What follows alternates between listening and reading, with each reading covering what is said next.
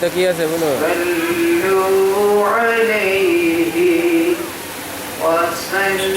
হ্যাঁ তুষার আমি বন্ধুরা আমার কি আছে বলো? হ্যাঁ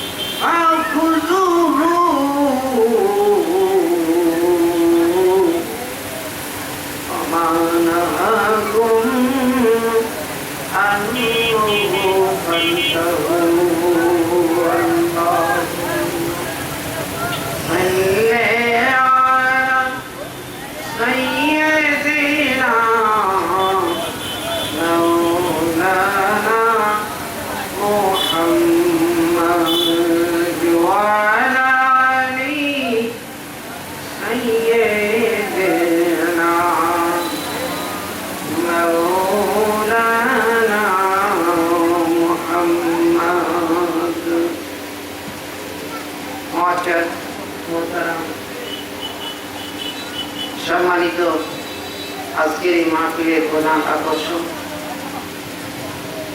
হযরতুল আল্লাহ জনাব মাওলানা আশরাফুল ইসলাম আবিদি মাদ্দাদুল্লাহুল আলিয়া।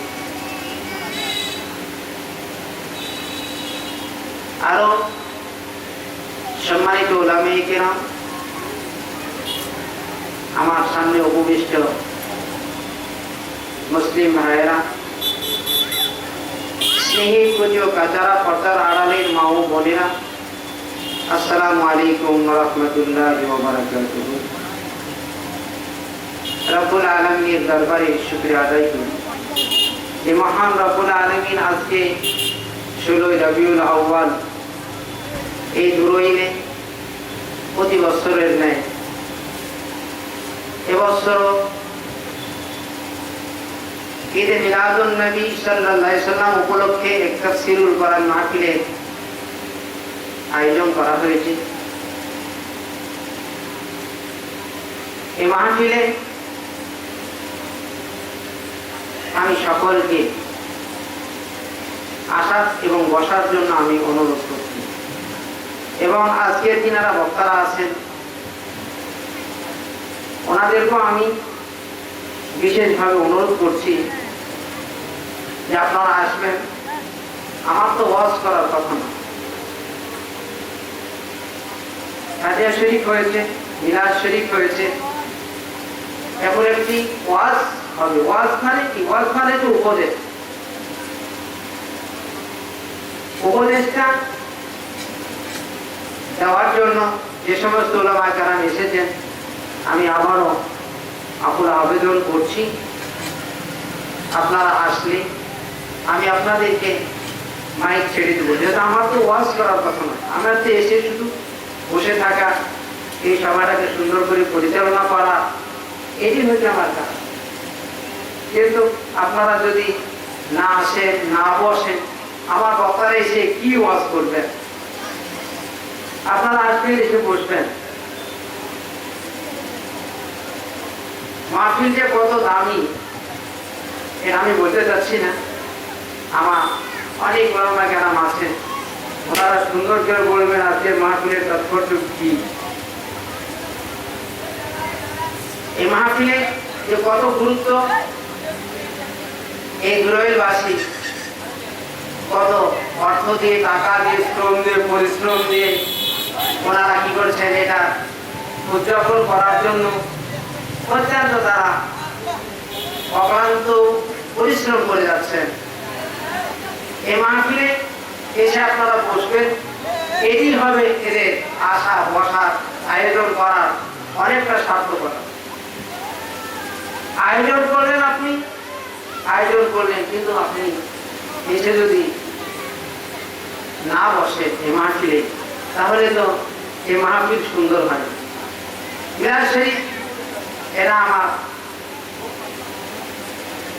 মাগরিবের পর এটা হওয়া দরকার হয়েছে, কিন্তু কিছু উপদেশমূলক কিছু কথা বলবেন ওলামা কেরাম, আপনারা এসে যদি বসেন, আসলে এবং বসলে আমি খুশি হব।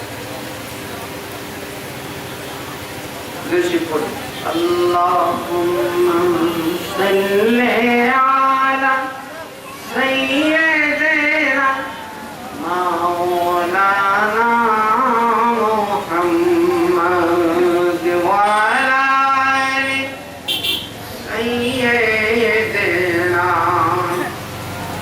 মাওলানা মুহাম্মদ। আল্লাহুম্মা সাল্লি আলা সাইয়্যিদিনা মাওলানা মুহাম্মদ ওয়া আলা আলি সাইয়্যিদিনা মাওলানা মুহাম্মদ।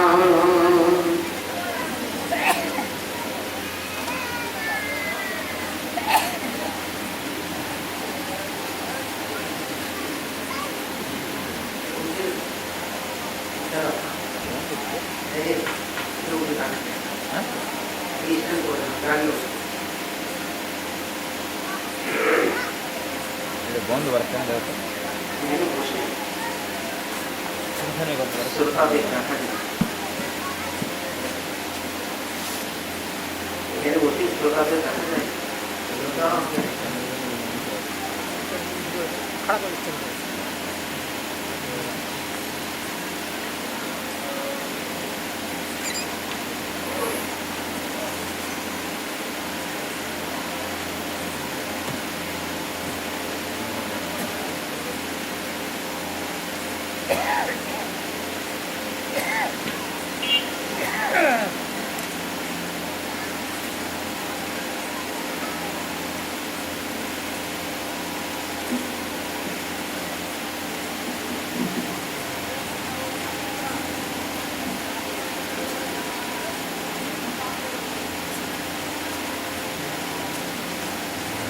আমি যে আয়াতে কারিমা তেলাওয়াত করেছি সূরা আলে ইমরানের 81 নম্বর আয়াত। আপনারা যে পবিত্র মিলাদ শরীফের যে আয়োজন করেছেন, এই পবিত্র মিলাদ শরীফের আয়োজন সর্বপ্রথম রব্বুল আলামিন করেছেন। বলুন সুবহানাল্লাহ। আমার কথা বুঝতে পেরেছেন? আল্লাহ রব্বুল ইজ্জত যে মিলাদ শরীফের যে আয়োজন করেছেন, অনেকে বলে থাকেন যে মিলাদ শরীফ কোরআন শরীফে না, মিলাদ শরীফ কোরআন শরীফে নাই, যিনারা বলে থাকেন, আমি ওনাদেরকে বলি, আল্লাহ রব্বুল ইজ্জত পবিত্র কোরআন কারীমের ভিতরে আলে ইমরানের 81 নম্বর আয়াতে আল্লাহ তাআলা মিলাদ শরীফের আয়োজন করেছেন। বলুন সুবহানাল্লাহ। এই মিলাদ শরীফের আয়োজন করে রব্বুল আলামিন এই মিলাদ শরীফের মেহমান বানিয়েছেন সমস্ত নবীদেরকে। বলুন সুবহানাল্লাহ। সমস্ত নবীরা হচ্ছে এই মিলাদ শরীফের শ্রোতা। আর এই মিলাদ শরীফের রাসূল করিম সাল্লাল্লাহু আলাইহি সাল্লাম ছিলেন এই মিলাদ শরীফের হচ্ছেন কি মুকুট, উনি হচ্ছেন সভাপতি। বলুন না সুবহানাল্লাহ। এটা আমি বাংলা কথা বলছি, এটা বাংলা কথা, এটা কোরআন শরীফের বাংলা অনুবাদ।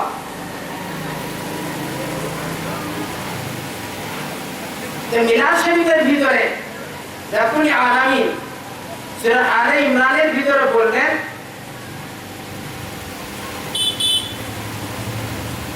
যে আমি আপনাদেরকে কিতাব দান করব এবং আপনাদেরকে মুজিজা দান করব।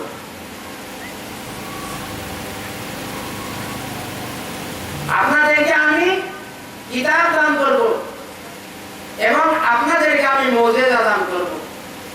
তারপরে তোমাদের কাছে নবী আসবেন, নবী মুহাম্মদুর রাসূলুল্লাহ সাল্লাল্লাহু আলাইহি ওয়াসাল্লাম। তিনি দুনিয়াতে পদার্পণ করবেন এবং তিনি এসে তোমাদের কিতাবকে, তোমাদের নবুয়তকে তিনি সত্যায়ন করবেন। বলুন সুবহানাল্লাহ। কি করবেন? সত্যায়ন করবেন। তো সত্যায়ন কাকে বলে জানেন? সত্যায়ন জিনিসটা কি? সত্যায়ন মানে কি? এটা চাকরির জন্য আপনি যখন চাকরি করবেন, দরখাস্ত করবেন, আপনার সার্টিফিকেটকে আরেকজন ঊর্ধ্বতন গেজেটেড অফিসার দ্বারা এটাকে সত্যায়িত করতে হয়। তাই রব্বুল ইজ্জত বললেন, হে সমস্ত নবীরা, তোমাদেরকে আমি কিতাব দিব, তোমাদেরকে আমি মুজিজা দিব। দেওয়ার পর তোমাদের কাছে একজন রাসূল আসবেন, সে রাসূল হচ্ছেন নবী মুহাম্মদুর রাসূলুল্লাহ সাল্লাল্লাহু আলাইহি ওয়াসাল্লাম। তিনি আসবেন এবং আপনাদের কিতাবকে, আপনাদের নবুয়তকে, আপনাদের মুজিজাকে, আপনাদের সমস্ত নবী নবুয়তকে তিনি কি করবেন? সত্যায়িত করবেন। উনি সত্যায়িত করবেন। তো সত্যায়িত করবে, তাহলে সত্যায়িত কে করে? সত্যায়িত করে ঊর্ধ্বতন ব্যক্তি। তাহলে বোঝা গেল রব্বুল আলামিন বলতেছেন যে সমস্ত নবীদের ভিতরে শ্রেষ্ঠতম নবী হচ্ছেন নবী মুহাম্মদুর রাসূলুল্লাহ সাল্লাল্লাহু আলাইহি ওয়াসাল্লাম। তিনি সমস্ত নবীদের নবুয়তকে কি করবেন? সত্যায়িত করবেন। তিনি সমস্ত নবীদের মুজিজাকে সত্যায়িত করবেন। তাই বলছেন লা তুমিনুনা বিহি, অবশ্যই সেই রাসূলের উপর তোমরা ঈমান আনবে। ওয়ালা তানসুরুনহু, এবং সেই নবীকে তোমরা কি করবে? সাহায্য করবে। এই অঙ্গীকার আল্লাহ তাআলা কি করেছেন? এটা রূহুর জগতে একবার নিয়েছেন, দুনিয়াতে একবার নিয়েছেন। সমস্ত নবীদের কাছ থেকে এই অঙ্গীকার নেওয়ার পর রব্বুল ইজ্জত বললেন, ক্বালা আকরারতুম, তোমরা কি এই অঙ্গীকার মেনে নিলে? তো সমস্ত নবীরা আদম আলাইহিস সালাম থেকে নিয়ে ঈসা আলাইহিস সালাম পর্যন্ত বক্তা আসেনি, আমি ছেড়ে দেবো, মুসাদ্দিকান লিমা মাআকুম, মুসাদ্দিকান লিমা মাআকুম, উনি কি করবেন? সত্যায়িত করবেন, সত্যায়ন করবেন। লা তুমিনুনা বিহি ওয়া লা তানসুরুনহু, এই নবীর উপর আপনারা ঈমান আনবেন এবং তাকে সাহায্য করবেন। আপনারা কি এই অঙ্গীকার মেনে নিলেন? ক্বালু, সমস্ত নবীরা বললেন আদম থেকে নিয়ে ঈসা আলাইহিস সালাম পর্যন্ত 1,24,000 মতান্তরে 2,24,000 সমস্ত নবীরা বললেন আকরার না, আল্লাহ তোমার এই অঙ্গীকার মেনে নিলাম।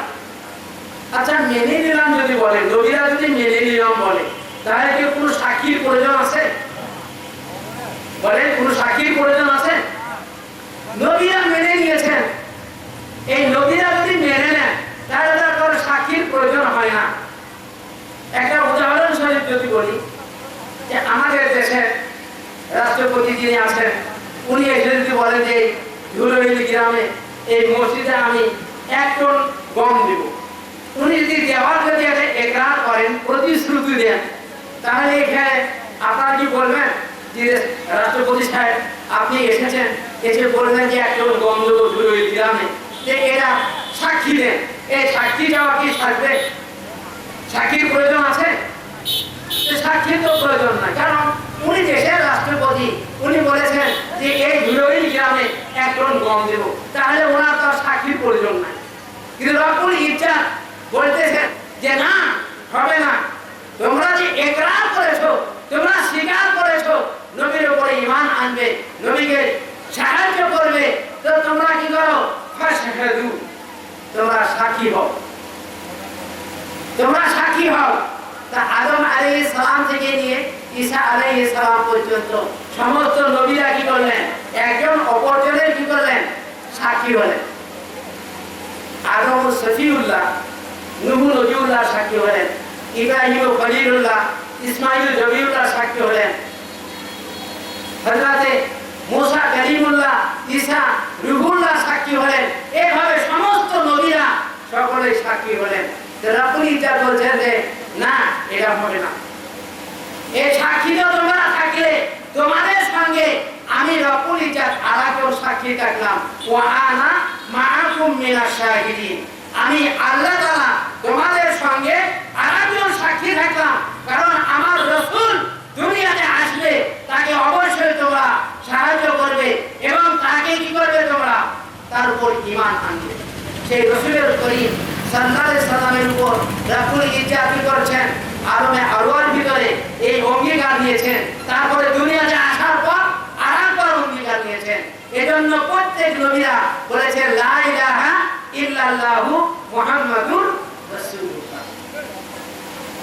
এই যে অঙ্গীকার, এই মিলাদ শরীফ, আমার নবীর এই জন্মের যে মিলাদ, উনার শান, উনার মর্যাদা রব্বুল ইজ্জত এটা রূহুল জগত করেছেন। এই মিলাদ শরীফের আয়োজন করেছেন, এই মিলাদ শরীফের আয়োজন করেছেন এই ধুলুইল গ্রামে। এখানে সব মানুষ কি এসেছে? সব মানুষের আশা কি এটা কি ছিল জরুরি? সব মানুষের আশা জরুরি নয়, কারণ যাকে আল্লাহ কবুল করেছেন উনি এই মাহফিলে আসবেন।